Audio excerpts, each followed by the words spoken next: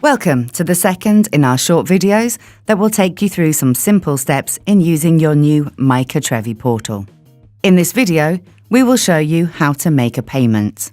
To begin, use your phone, tablet or computer to type in the web address www.mycartrefi.org. Step 1. Enter your username and password to log in. Step 2.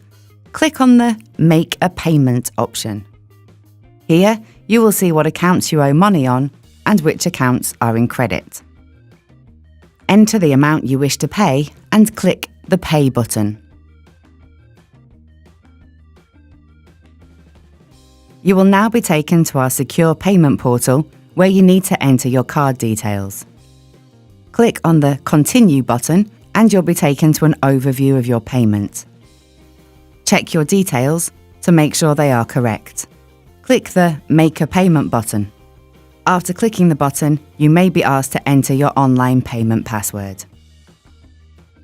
Once the payment has been made, you will be taken back to My Cartrefi, and you'll also receive an email receipt to confirm your payment.